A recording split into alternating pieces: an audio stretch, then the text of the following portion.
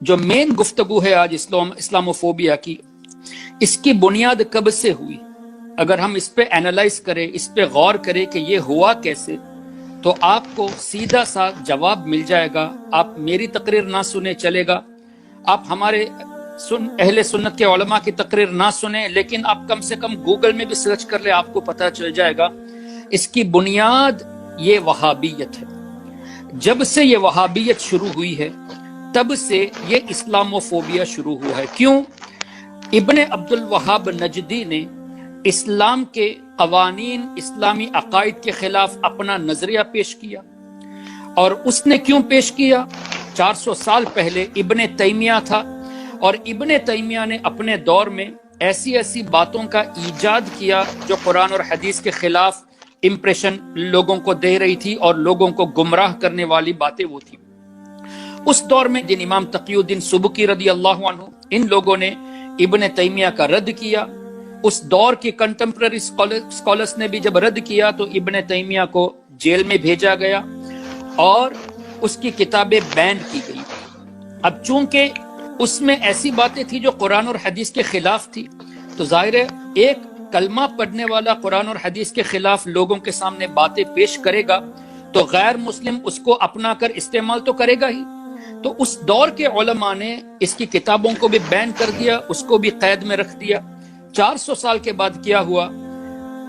British spy के जरिए, और ये भी आम है, ये मेरे कहने की जरूरत नहीं, आप गूगल सर्च कर ले कन्फेशन ऑफ ब्रिटिश स्पाई, आपको पता चल जाएगा किस तरह इस्लाम दुश्मनों ने इब्ने अब्दुल वहाब नजदी को उभारा और उसके जरिए 400 साल पुरानी किताबों को दोबारा रिवाइव कराया, इब्ने तैमिया की टीचिंग्स को रिवाइव कराया। और उसमें एक जहन ये दिया कि एक शख्स अगर आपके अकीदे पर ना हो, चाहे वो काफिर हो या कलमा पढ़ने वाला हो, अगर आपके तरीके पर नहीं चलता तो उससे जिहाद करना जरूरी है, उसको कत्ल करना ये कार सवाब है। ये इब्ने अब्दुल वहाब नजदी की किताब के फॉरवर्ड में, किताब तौहीद के फॉरवर्ड में, मुकद्दमे में ये बात लिखी हुई है कि इब्ने अब्दुल वहाब नजदी उन तमाम लोगों से जिहाद करता था जो काफिर हैं और जो मुसलमान कलमा पढ़ने वाले उसके अकीदे के खिलाफ है, उससे भी जिहाद करना इसको पसंद था। तो ये जहनीयत देना।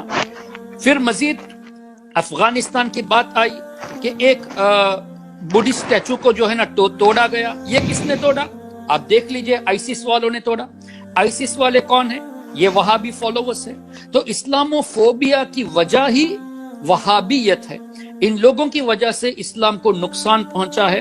तो अब हमारे लिए जरूरी ये है कि हम उलमाए अहले सुन्नत के गाइडेंस में आकर अकायद अहले सुन्नत को सही से पढ़े और इसको प्रमोट करे और दुनिया को दिखाए कि अहले सुन्नत का और वहाबियों का कोई ताल्लुक नहीं।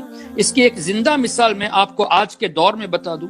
हमारे श्रीलंका में पिछले साल अप्रैल 21 तारीख को एक बहुत बड़ा अटैक हुआ था, जो एक कलमा पढ़ने वाले ने, जो वहाबियत को फॉलो करता है, उसने सुइसाइड अटेम्प्ट के जरिए 5 स्टार होटल में बॉम्बिंग की और उसके साथियों ने चर्च में बॉम्बिंग की।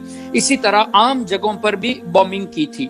अब नुकसान इसका क्या हुआ कि इन्होंने ये नहीं देखा कि यहाँ औरतें हैं, यहाँ बच्चे हैं, यहाँ बूढ़े हैं, जबकि इस्लाम की तालीम क्या है कि सेल्फ डिफेंस के लिए आदमी मेहनत करे और जो मुकाबले के लिए आए उससे मुकाबला करे।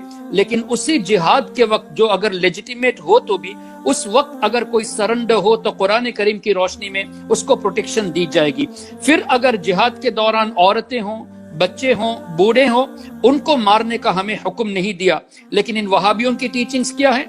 आप किसी को भी मार दो, अगर वो आपके रास्ते पर नहीं, चाहे बच्चे हो, चाहे बूढ़े हों, चाहे औरतें हों, सबको मार दो।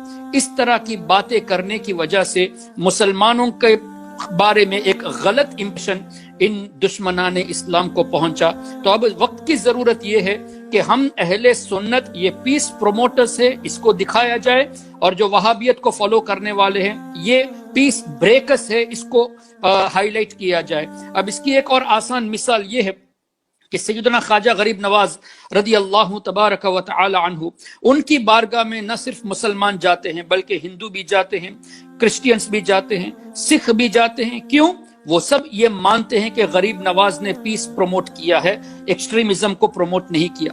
आपके बम्बई में हाजी अली दरगाह पे चले जाएं, मुसलमान सिर्फ नहीं, دوسرے لوگ بھی جاتے ہیں.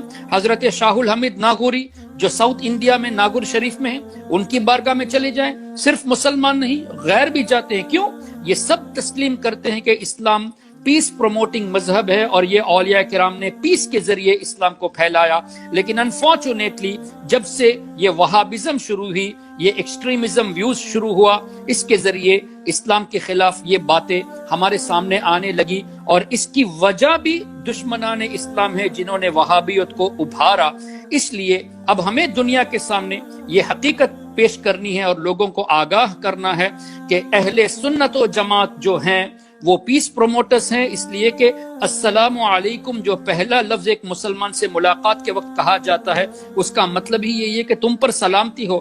تو جو مذہب پہلی ملاقات میں سلامتی کی دعا دے وہ مذہب ایکسٹریمزم کبھی سکھا نہیں سکتا. اور جو ایکسٹریم ویوز دکھاتے ہیں ان سے دور رہنے کی ہمیں کوشش کرنی ہے اور دوسروں کو بھی اس سلسلے میں آگاہ کرنا ہے، تاکہ اسلام کے تعلق سے جو غلط امپریشنز ہے وہ دور ہو جائے اور دوبارہ خواجہ غریب نواز رضی اللہ تعالیٰ عنہ، حضرت مخدوم سمنا رضی اللہ عنہ، حضرت شاہ نقشبند جو کشمیر میں آرام فرما رہے ہیں، اسی طرح تمام بزرگان دین، ان کی تعلیمات دوبارہ سے ایسی عام ہو کہ لوگ اسلام کی طرف مائل ہو، نہ کہ اسلام سے دوری اختیار کرے.